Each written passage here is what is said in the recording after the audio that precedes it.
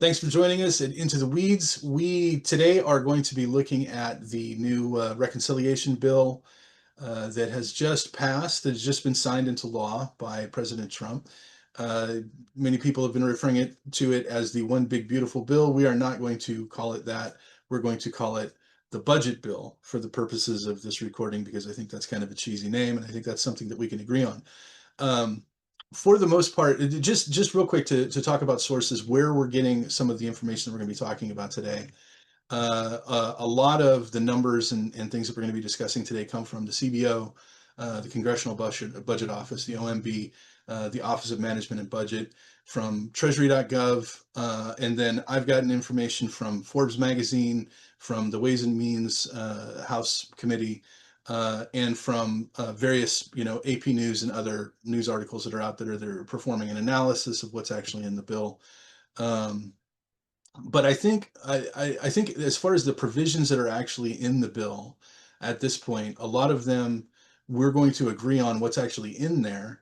I don't think that we're going to have meaningful disagreements on what's actually in the bill. Maybe we will. We'll see. But certainly we're going to have disagreements about whether some of these changes are good or bad, and what kind of predictions we can make in the future going forward. Is there anything you want to say to start with? Yeah, just because I want us to be because it's called Into the Weeds, and so we have to, we're going to do that periodically. And so some of the sources that Jubal laid out are ones that I wouldn't rely on. So just for those of you who don't know, the Congressional Budget Office is this whole budgeting process that they use. As you probably heard the term reconciliation bill.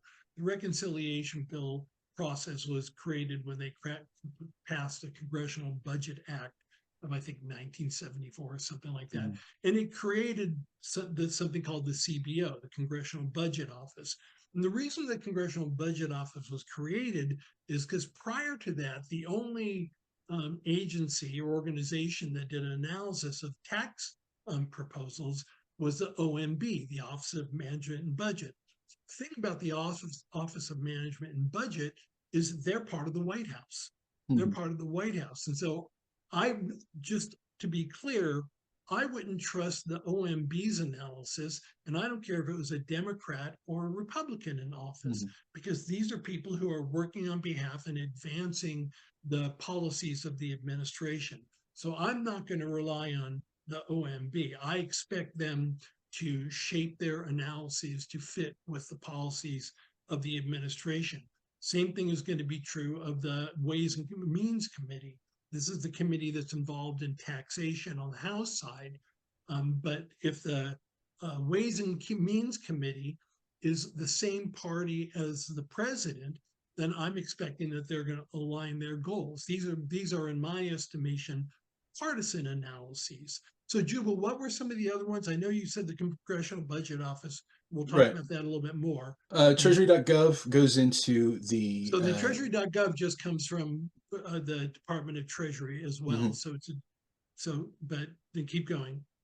And then an assortment of, well, Forbes magazine certainly, and then an assortment of news, just recent news articles that have come Okay, out from. so okay, I'm sorry. So just to be clear, for my way of looking at it, and again, I'm a political scientist. I'm sort Mhm. of biased towards institutions. So for my way of looking at it, there are organizations like Forbes and others that what they do is they basically look at what the CBO and other organizations do, and they report on that. Mhm. So if they're doing their own independent analysis, that's one thing. If they're simply reporting on what's being done by some of these organizations. So just so to be clear, because one of the things Jubal and I want to be upfront about is sort of where we're getting our Mhm. information. So for me, I'm looking at the Congressional Budget Office and something called the Joint Committee on Taxation. So just so you know, the Joint Committee on Taxation is also a nonpartisan organization created by Congress. They report to Congress, and it's one of those unusual committees that it actually includes Democrats and Republicans, but the people who do the analysis um, are like nonpartisan. So right now, the Joint Committee on Taxation has more Republicans and Democrats, but typically they just are like these economics geeks who do their analysis. The Congressional Budget Office usually, on their taxation side of the analysis, they rely on the Joint Committee on Taxation. And then the Congressional Budget Office focuses on spending. Now, I also look at something called the Congressional Research Service. Again, this is created by Congress, nonpartisan, and members of Congress can ask them to produce reports on legislation or on a variety of matters, and they're again nonpartisan. Then there's the Committee on Responsible Federal Budget. I'll be looking at that.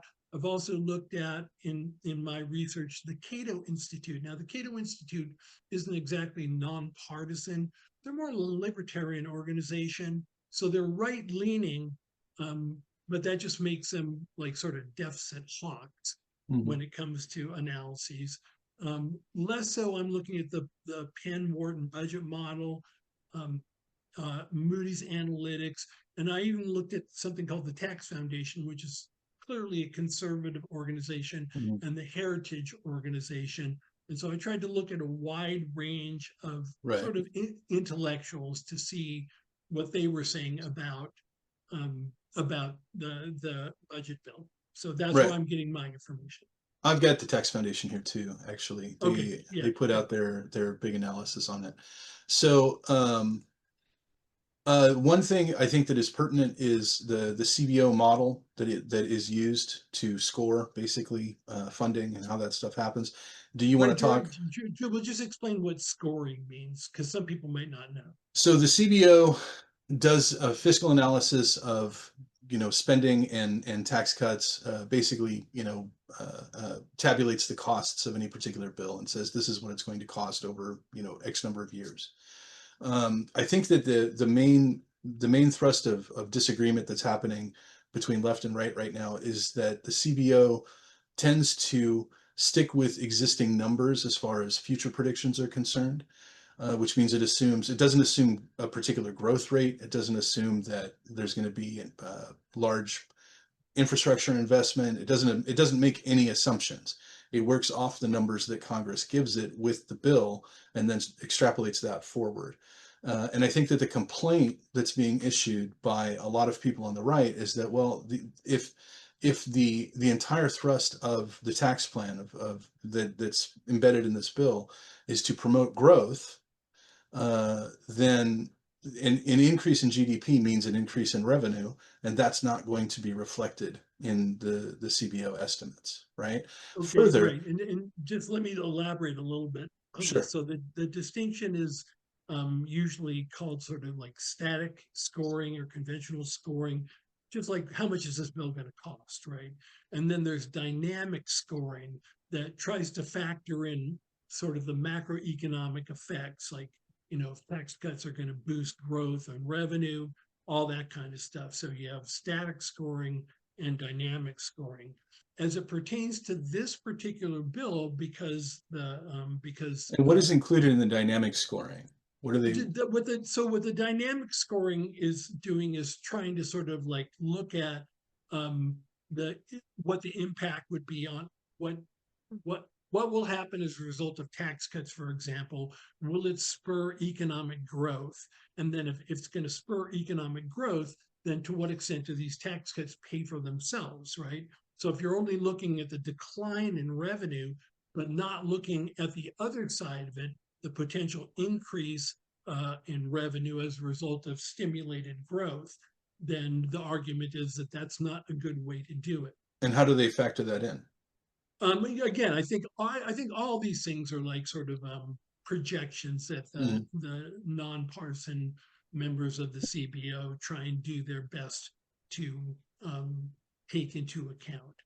Okay. Right. So it's we should be clear it's an imperfect science, but I mean that's one of the things that's required because using the reconciliation process, it requires that you look over a 10-year window, and there are certain limits to how much you can increase the deficit if it's going to be increased, and if it's going to be higher than a certain amount, there have to be offsets.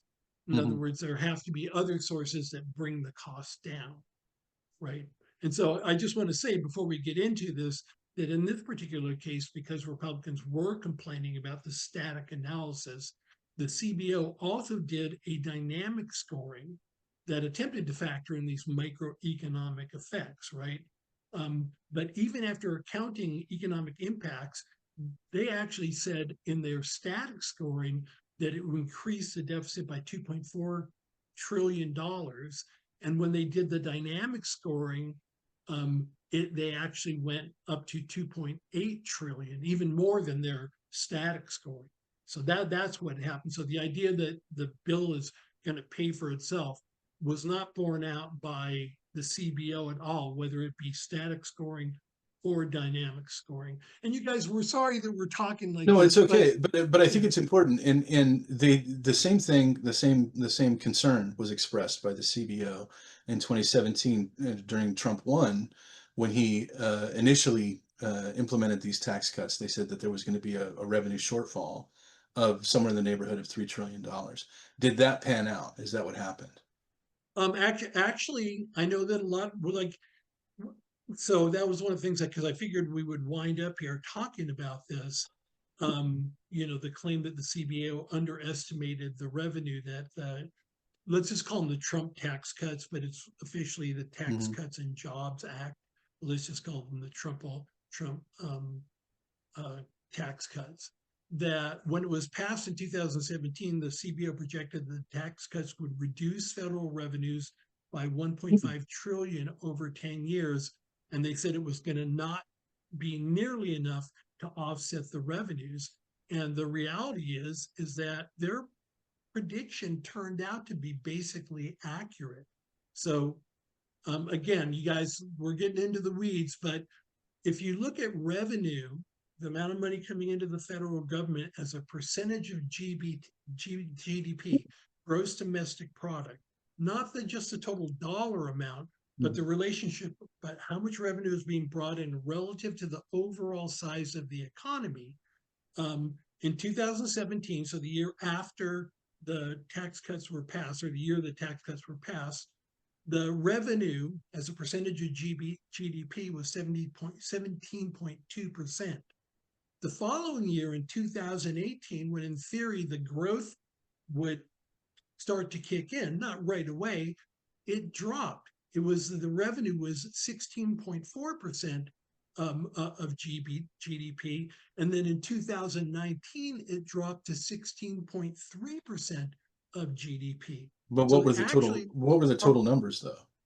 pardon me. I mean, I think again, to me, it makes way more sense to look at the revenue as a percentage of GDP, because then you're taking into account the entire um, everything that's I happening. I And the understand that. reality is it declined, So let right? me let me say this.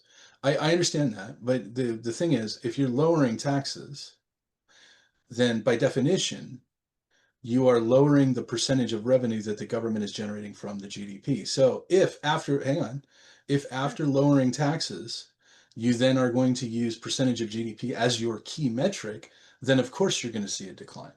Not if, as the argument is made, that by reducing the revenue that you're reducing taxes, that you're going to get enough growth to make up for that reduction, and that's not what happened. But that is what That's happened if you look at the absolutely no, that numbers. is not what happened. The Like revenues, year over year the, revenues the have, the the nominal number increased, but the amount of revenue per GDP, which to okay. me is a way So the better nominal metric for number increased.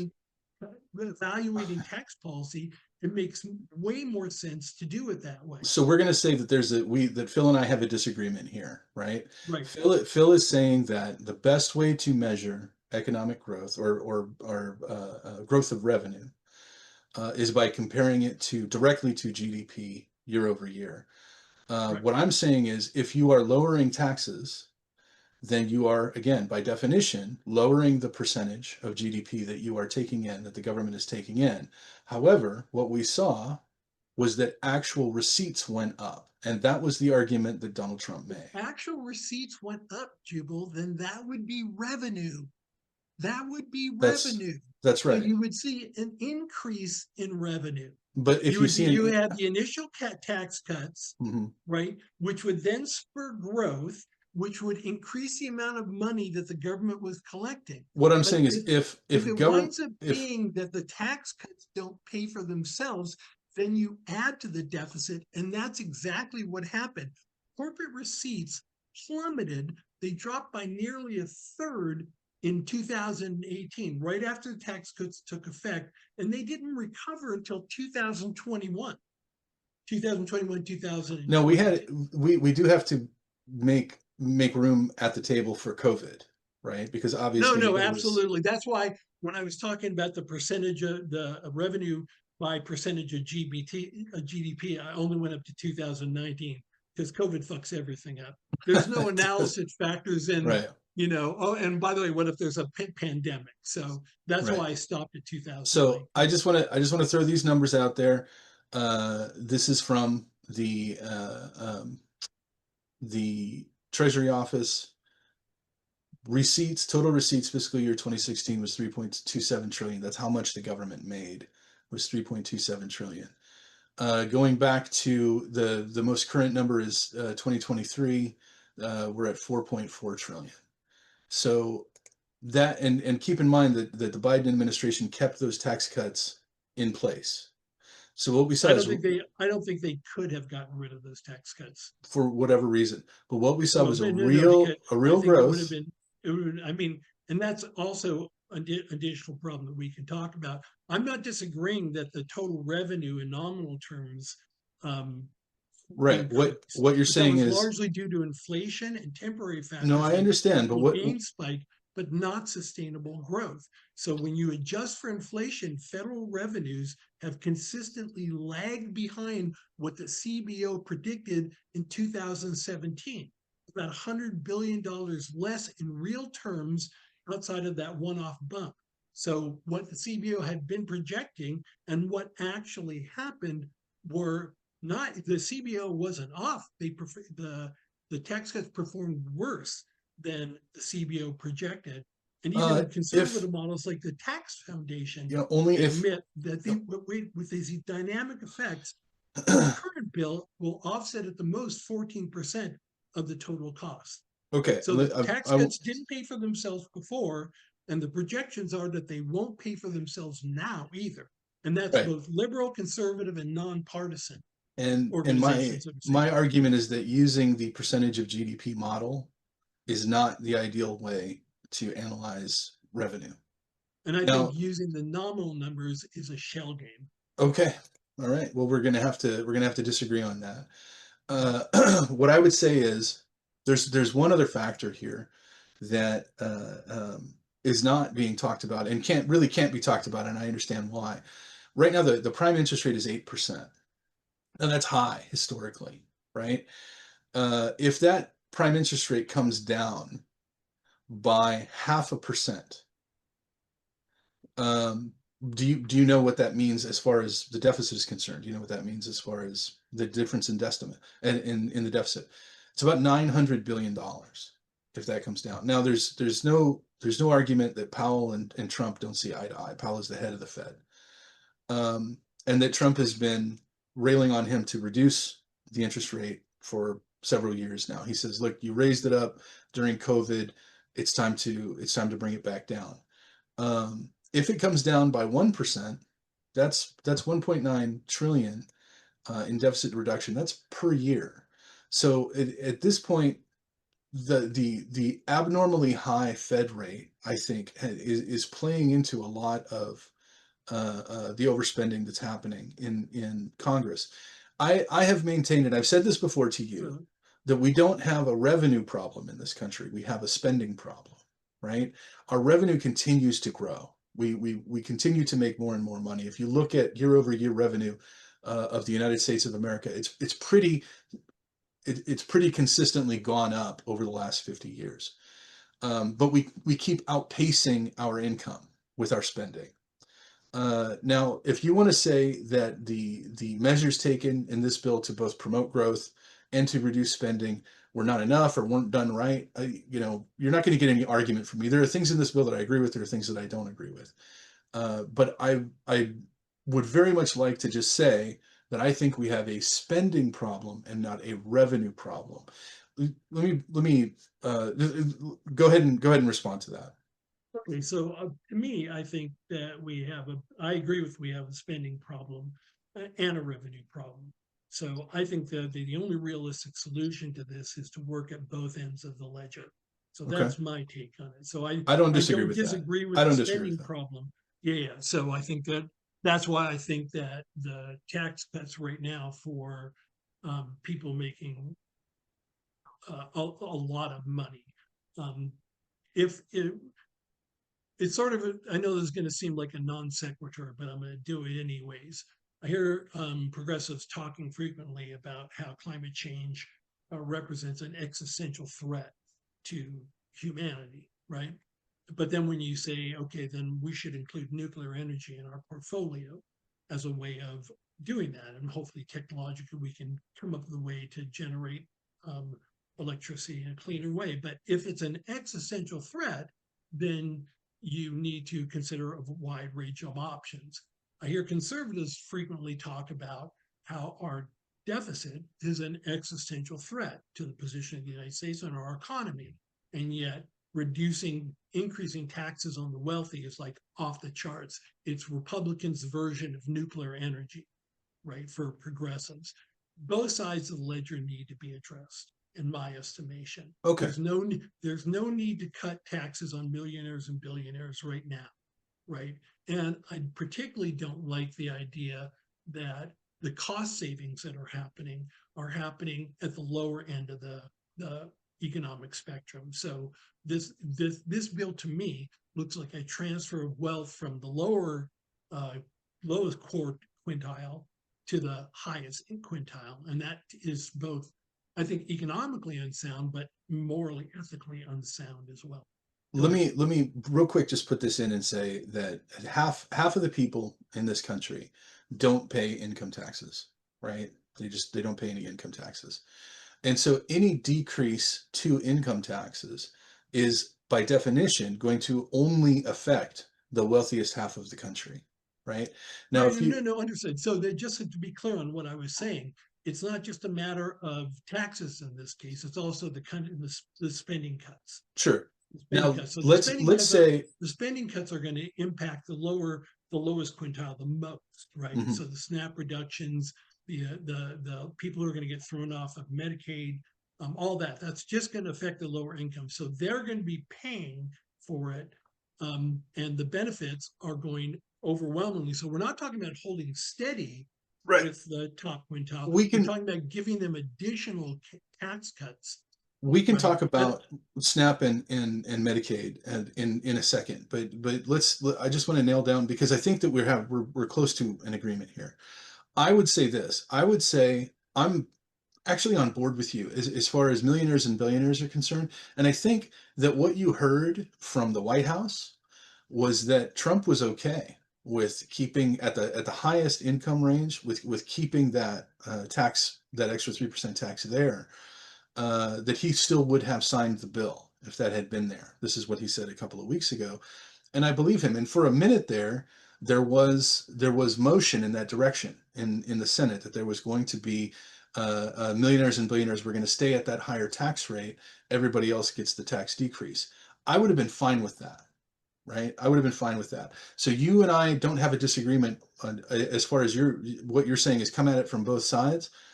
Yeah, that's fine. In that case, our disagreement is with one, both the House and the Senate didn't include that, right. and two, I would like to Donald know more Trump. about that argument, where that went. Donald Trump could have said, "Look, this is what I want to see in the bill. Hmm. I want to see this." Right? He did. He made some musings. I remember him saying that, thinking like, "Oh, this is a step Hmm. in the right direction." He made some musings about, but that was not the pressure that was placed on um, reluctant members of the House and Senate to vote for this bill. Hmm. Right. I think it would have been smart economically. I think it would have been smart fiscally. I think it would have been smart politically. It would have been the trifecta Right. of reasons to do this. None of that was done. That's not in the bill his musings notwithstanding. I And the understand. statement, I believe him, I would will very obviously much, disagree on that. I would like to get into the, I would like to get into the weeds on that argument, or what happened with that argument, right? Because that died in the Senate, right? And Trump, as far as I know, I mean, I don't monitor his phone calls, but as far as I know, he said, "I'll sign it if you guys keep that for the highest income earners. I'll still sign it." But it died in the Senate. I want to know where it went in the Senate. Now, you seem to be saying that it was Trump that made that decision, but it was the I Senate think, that made that decision. I believe, and I'll have to go back and check this, I believe that there were people on the floor of the Senate who proposed as amendments Hmm. that same idea, and they used Donald Trump's comment as a justification for it, and it got voted down. Okay. So our disagreement is would be in this case, if that's accurate, and I can double check that, is that the Democrats proposed it and the Republicans voted it down. And Hmm. they probably voted it down because they had a very, very slim margin.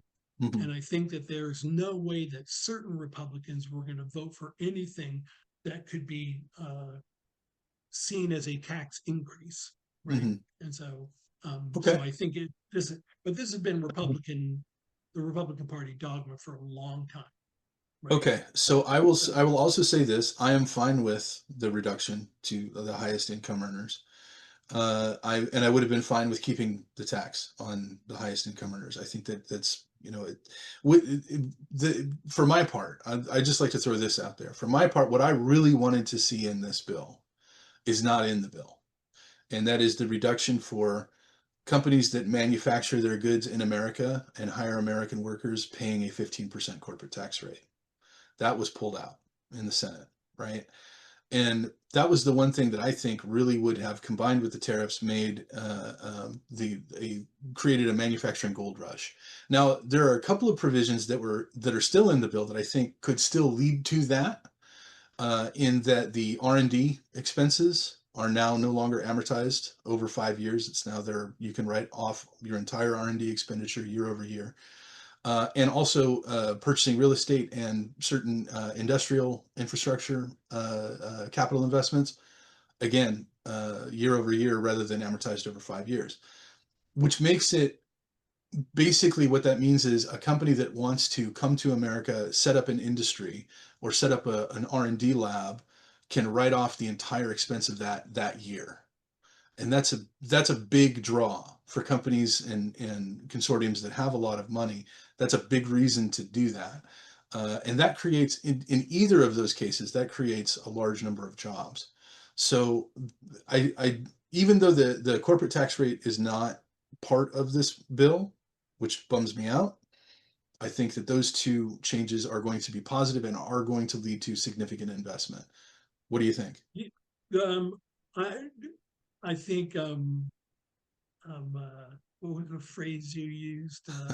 Manufacturing renaissance. I don't know. I Golden need. age. I think I feel golden like I age want is to the check. I term. want to check what's in your coffee. I mean, tomorrow, 2 days from now, would be June 9th, July. July 9th, Yeah. Yeah. which, according to the original imposition of tariffs, and we're getting a little off topic, but according to the original imposition of tariffs, this is when the tariffs were going to kick back in. We're going But to for do another people, tariff episode, by the way, just okay, so you know. We're going to then come please, back. when we do, go back and look at Jubal's predictions That's right. about how many deals would be signed by the time we got to 3 months later, because he was talking about I don't remember what my two, predictions were. I'll have to go back and well, you watch were that talking about episode. how 200 countries had already contacted the White House and were able to go ahead and wanted to make deals.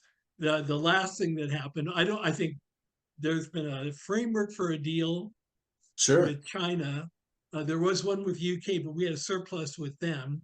Now Trump has sent out letters to people telling them when the tax increases are going to go up, and now he's Tariff. threatening the countries that are terrorists.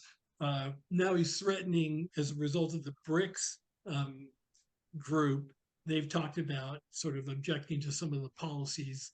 Um, they didn't name the administration, but he said that he would add a 10% penalty on any of the organizations that are part of BRICS, which is uh, Brazil, India, China. Um, what's the R? I'm not sure. Damn it. Russia.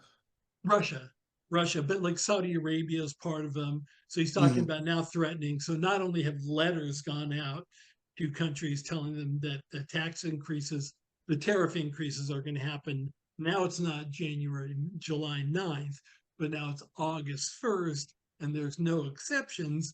If that happens, it's going to, I believe it'll throw the stock market But back into the, we've had a 20% tariff going now for how long? I mean, it's well, he been did the original announcement in 7 months, April. 6 months. Was that when they were implemented? April, Was it May, June, April? July, So April 1st. 4 months. Okay. So we've had a 20% tariff rolling now for 4 months. We've generated a significant amount of revenue from that, and inflation has not gone up. So We've I generated revenue from who? from importers, Okay, right? American importers. Some, And, most and even, well, right? we'll see what happens. I think I said The back the in the that concern. prediction, I think I said back then that we wouldn't see increases in prices until 3 months from the time at which they were announced. So it would take a while for this. So we'll wait and Okay. see what Well, inflation prices does. are down, wages are up, inflation is stable. So we'll see what happens. So another 5%. If he's sending out, It sounds like you're describing the end of the Biden administration. Inflation's down, wages are going up. But aside, the other thing about that people should is know that what you about think people think of when they think of the Biden administration? Do they think is low it inflation? the other thing people should know is a lot of the more negative aspects of the tax bill, they were done in such a way so that the negative impact of them doesn't happen until after the November election. Right. So, for example, there's a cap on the state and local taxes, right? Salt It tax, was right? increased for the salt tax, it's called, it was increased from 100,000 to 400,000 a year. It's Now 10,000 to 40,000. 10,000 to 40,000, right? That benefits basically people like me, high income people in blue states, right? Mhm, But that expires after the midterm elections. mhm. The special deduction on tipped income expires after the um, after the midterm elections. The deduction for overtime income expires after the November elections. So just so Right, people know, a lot of the auto loan interest deduction expires after the November right, elections, right? The expanded retirement savings deductions after the November election. So basically, what they did is they built into this a bunch of sort of tax cuts that are going to be temporary. And the reason they had to be temporary, because if they made them permanent, it would blow a hole in the budget and they wouldn't be able to conform to the requirements of the budget and the reconciliation process. If they really thought this stuff was pro growth, they would have kept it in. They know it's not pro growth, it's just a gimmick. And I just want people to know. Now, do you I'm think we're not not going saying to that, see economic growth? pardon me? Do you think we're not going to see a spike in economic growth? Well, I'll tell you what. I saw Steve Ratner, who was like the car czar for Barack Obama. Um, he does an analysis, and he showed the analysis. It wasn't the source. One of them was the CBO, one of them was the Yale budget model. So there were four other organizations that had their projections for what they thought growth would be. All of them had projections that were around 1.1% GDP or less over the next 10 years. Do you And so agree with that? you saw all these lines like on the graph. And then there was another line that went to like 5% and then down to like 3%. That was the OMB's prediction. Now, Hmm. who am I going to trust? I'm going to trust the people who do the analysis that aren't Is that associated with the laws. are you going to make They, are you going to make that prediction? Are you going to say it sticks yeah, at yeah, 1.1? Okay. yeah, So Phil is 100%. predicting GDP stable at 1.1. I'm going to say in the near in the near term, that is this year or next year, I think we're going to see it spike up to about 2.5. That's going to be my estimate. So we'll see which one of us is closer. Well, you're in between what the White House is saying, which is why I don't trust Right. the OMB. By the way, if the White House predictions were correct, that would be the greatest amount of growth since 1984. Don't Right. see anything happening to lead us to believe Right. that that is the case, especially when you take the uncertainty associated with Right. whatever the tariff regime is going to be. So, and also an alternative view of your idea that the tax cuts, the specific tax cuts, this the carve outs for tips, for overtime, for car loans, for seniors, that those expire in 2 years, was a tool to, you know, mess with the budget, mess with the numbers a little bit. I think in another way, maybe it was, but certainly in another way, it is a message to the American people that, if you don't vote Republicans back in the midterm, we can't pass these again, right? So I think that's what you're going to start seeing the Republicans argue as we get closer to the midterms is, hey, do you want to keep these deductions, or do you want them to Which go would away? drive up because if Now, they made those permanent, it mhm, would drive up the deficit even more, add more to the debt. So I agree with Jubal. I don't That's know what that they they're going can to say. So they're going to once again be on talking out of both sides of their mouth. They're going to talk about both sides of their mouths. They're going to pretend to be concerned right. about the deficit when they're really not. What they're trying to do is reward the top 20% at the expense of the bottom 20%. But here's the thing, what I'm hoping, and I don't expect this to happen, the Democrats to do, which again, I don't expect it to happen, is to do the fiscally responsible thing and say, yes, we are proposing tax increases on people who make over whatever that number happens to be, $500,000 a year. And I think a lot of the people who voted for Trump because they believed that he was really going to um, do what was best for them, I think they're going to be persuaded by that. And Well, so I think I think they're going to be persuaded by these tax cuts. I think that these are going to have a real positive effect on and families. I think that I'm hoping the Democrats are going to say what he's trying to do is trick you to vote for him again so he can continue to give money, take away money from the people at the bottom to give money to the top. And when you couple that with the difference between what he said he was going to do on immigration and what he's doing on immigration, I think the Democrats, if they're smart, big if, will have a powerful argument. On top of which, as you guys know, if you've been watching these, I believe the election was all about the economy. And if Trump is really dumb enough to institute the tariffs, um, then we'll start to see with problems with the economy having to do with what's happening with undocumented immigrants, and we'll start to see it happening in terms of tariffs. So So we'll have to let's wait and see on that. before we wrap up, let's circle back to a couple things that we hadn't talked about yet, which is Medicaid and SNAP. I think those are important things to discuss.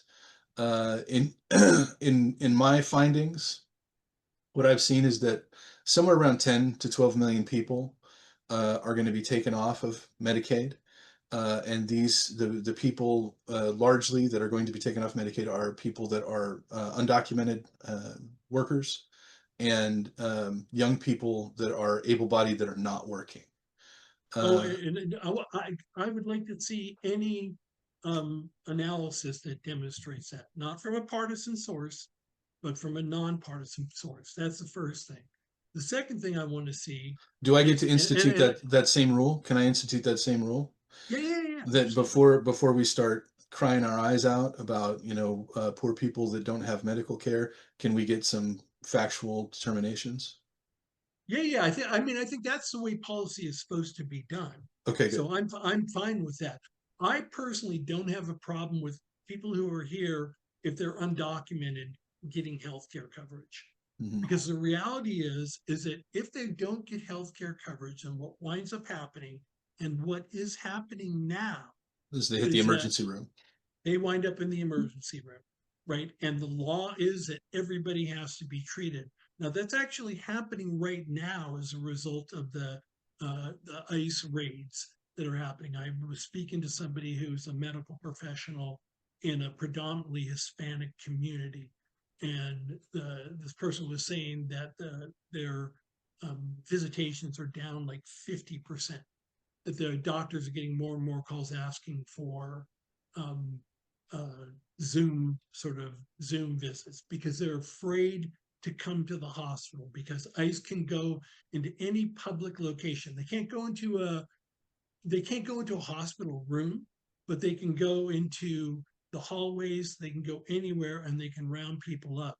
And so people who, like you, the example she gave me, she said normally what would happen is if somebody had a laceration on their arm, they would come in, get stitches, have it Sure. be treated.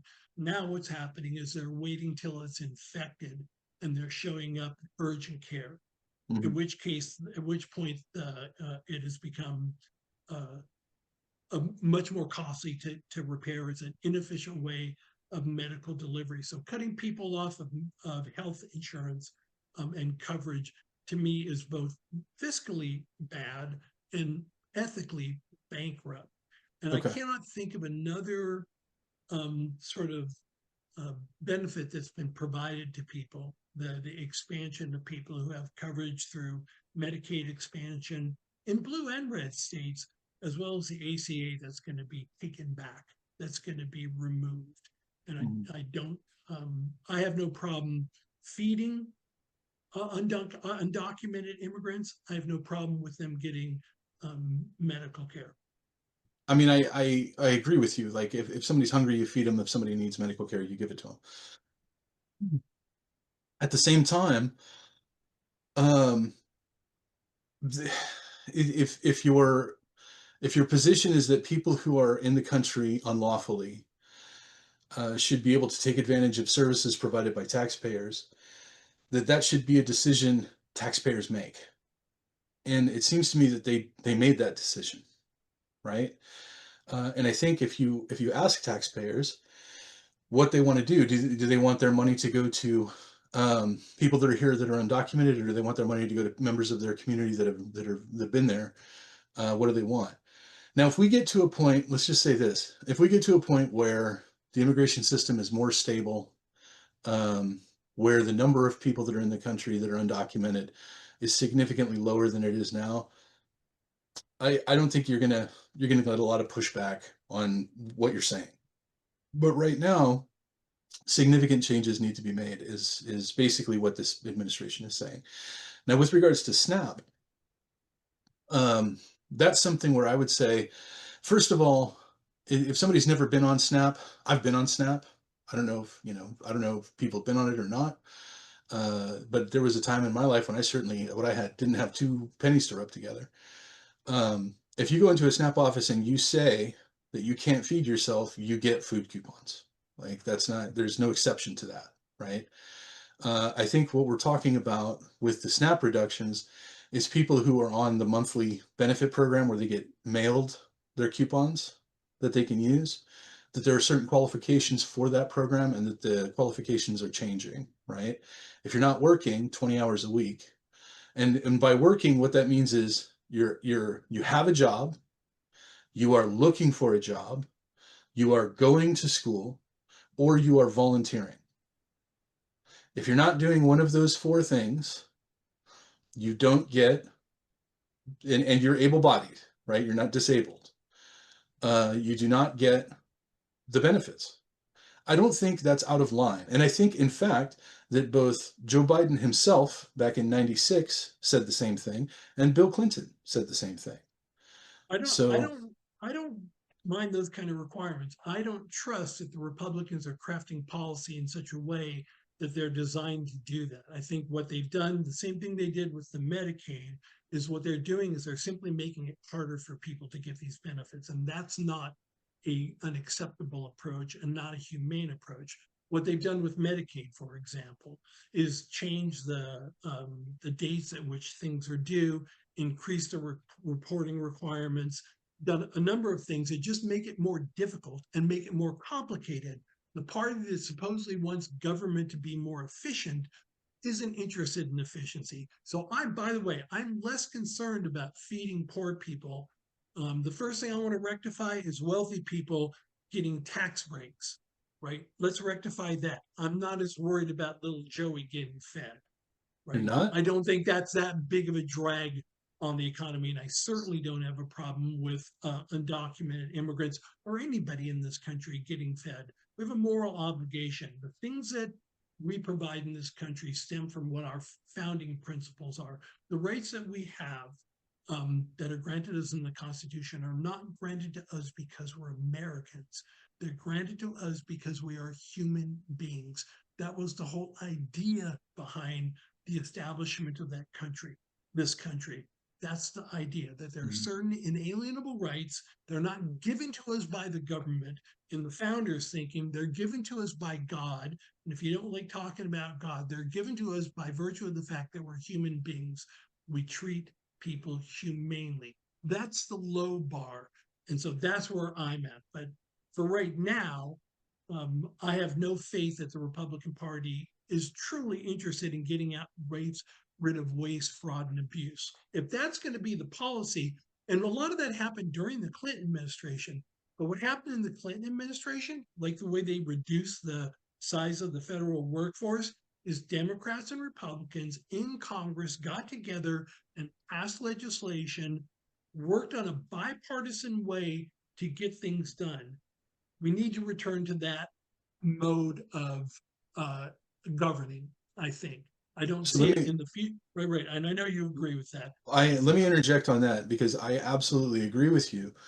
And I think that the increasing reliance on reconciliation bills by Congress is evidence that we're moving away from that, right? That 100%. we're moving away from this idea that legislators need to work together. Now, here's the thing.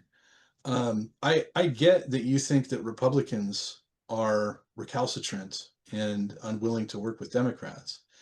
But can you acknowledge that Democrats are also unwilling to work with Republicans at this point?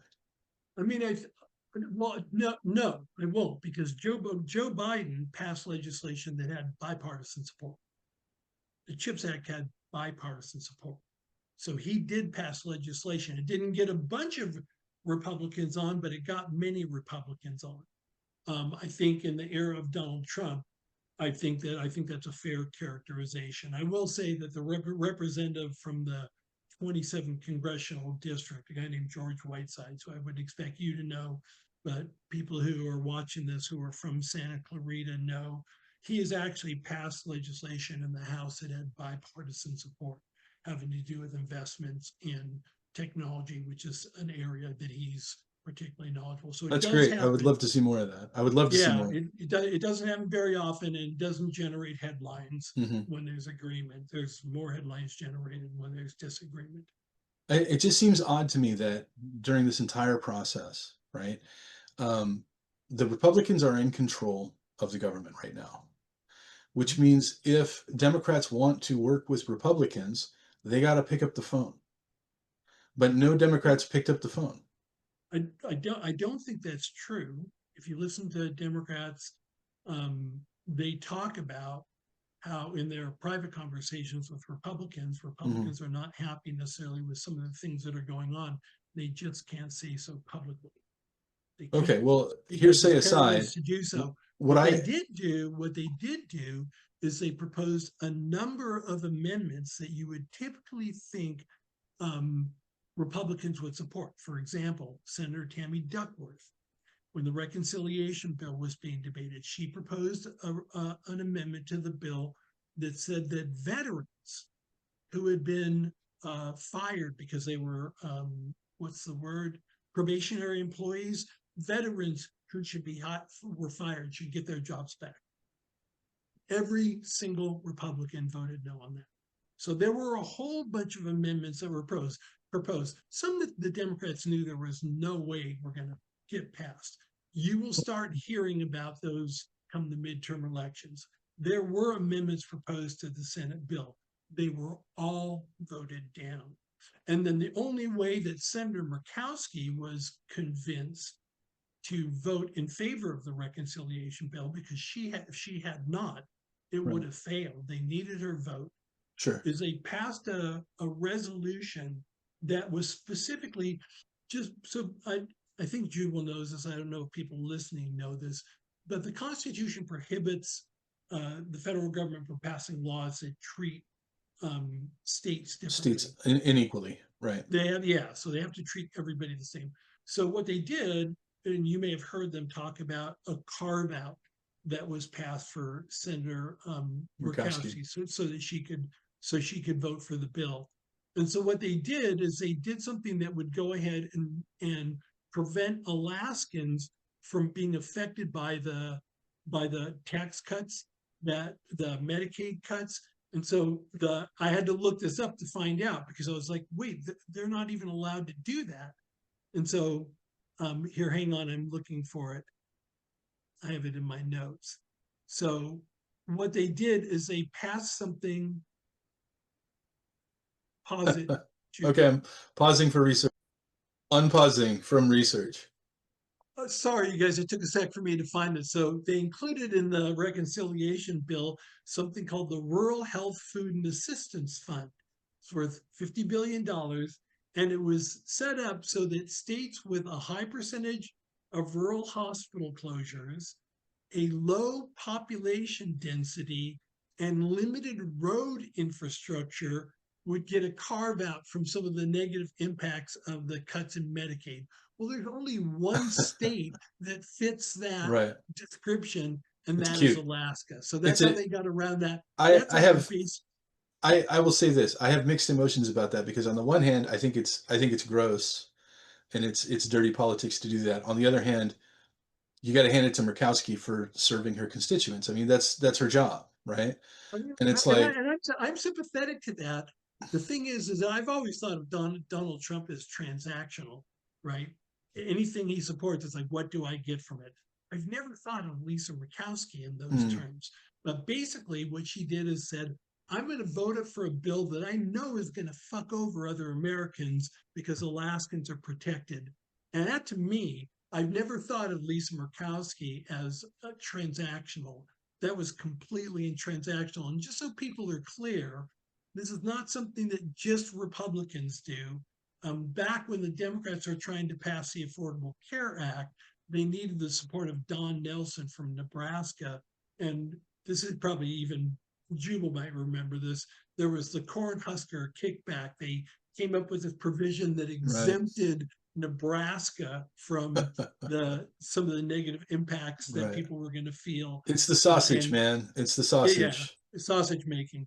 Now, in the final analysis, what happened is the Democrats split up um, the ACA, which they were able to pass, um, and he voted as part of a reconciliation. They essentially split two bills, and the part that Nelson didn't like, he voted no on. It still passed because the Democrats had a large majority. So I don't want to make it sound like only the Republicans do No, that. no, Both no. sides do I it. both sides do that. Props to you for bringing up the Cornhusker kickback. That was you were reaching in the Wayback Machine there. Yeah, So yeah, I let's wrap this up. I'm just going to say, obviously, much of our disagreement is rooted in what is going to unfold over the next couple of years as a result of what's in this bill.